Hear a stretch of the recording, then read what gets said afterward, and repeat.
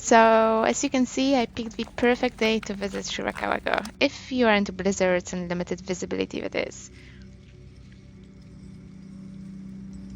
This place is already a fairy tale in winter, but throw in a snowstorm, it's straight up Ghibli magic. Almost everything was closed, but honestly, just walking through this village was worth the trip.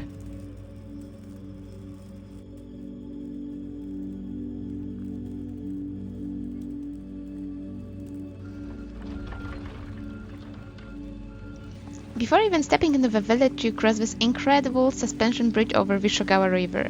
With all the snow piling up on the railings, it felt like walking to another world, like some secret passage to hidden Winter Kingdom.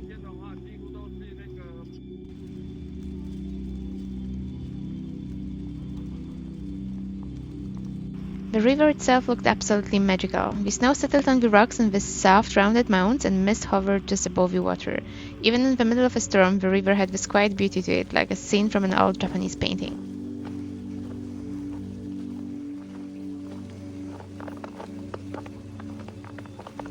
Shirakawa-go is famous for these iconic gassho-zukuri houses. Gassho means praying hands, which makes sense because the steep thatch roofs look like hands pressed together.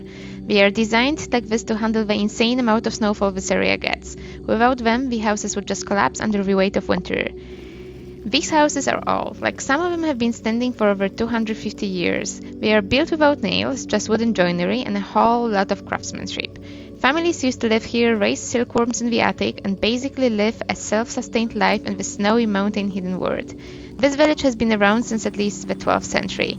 Back then it was mostly isolated, which meant that people here developed their own way of life away from war and politics. Even today, Shirakawa-go feels like its own little universe cut off from the modern world.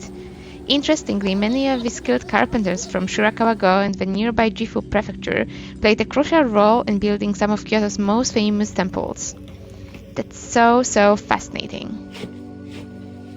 It's said that the Shirakawa-go inspired parts of Ghibli's My Neighbor Totoro and Princess Mononoke.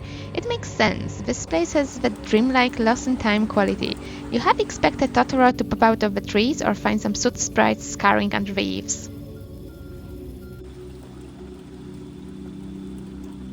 Shirakawa-go is one of the snowiest inhabited places in Japan. On average, the village gets around 10 meters, which is 32 feet, of snow every winter. That's about as tall as a three-story building. Some years it's even more. The heavy snowfall is exactly why the houses look like this. The weight of the snow here is no joke.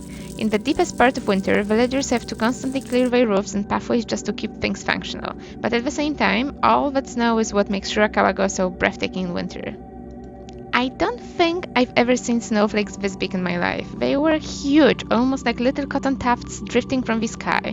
Just standing there, watching them settle on the rooftops and trees was mesmerizing.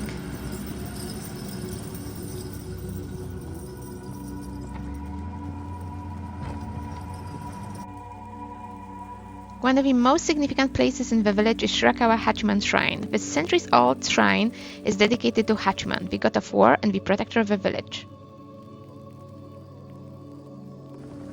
Sadly, with the snowstorm, all the restaurants and cafes were closed, so I grabbed a Hida beef bun from a little cafe. It was just okay. Hida beef is actually the region's famous wagyu, known for its rich marbling and melt-in-your-mouth texture.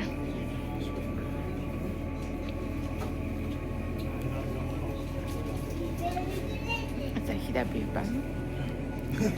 Pretty bad. Pretty good. A bit doughy. The dough is a bit wet. Not really fluffy, but means it's good. Another local specialty is Shirakawa-go's unique rice beer. It's brewed using locally grown rice, giving it a slightly sweet and smooth flavor. I was determined to see the classic postcard view from the observation deck, so I decided to hike up the mountain, through knee-deep snow and in the middle of a blizzard. It's kind of wild that people still live here. The entire village is a UNESCO World Heritage site, but it's not just for tourists. Families still run the businesses, maintain these houses, and carry on centuries-old traditions. It's like living in a museum, except it's just their everyday life.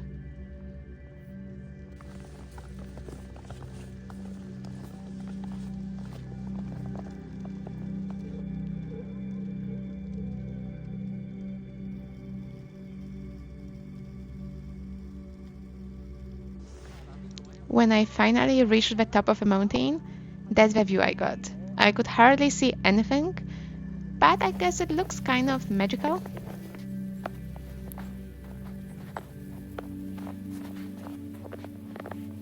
While walking through the village, I came across something unexpected, a persimmon tree completely covered in snow, yet still holding onto so much fruit. Persimmons are actually a big part of traditional life in this region.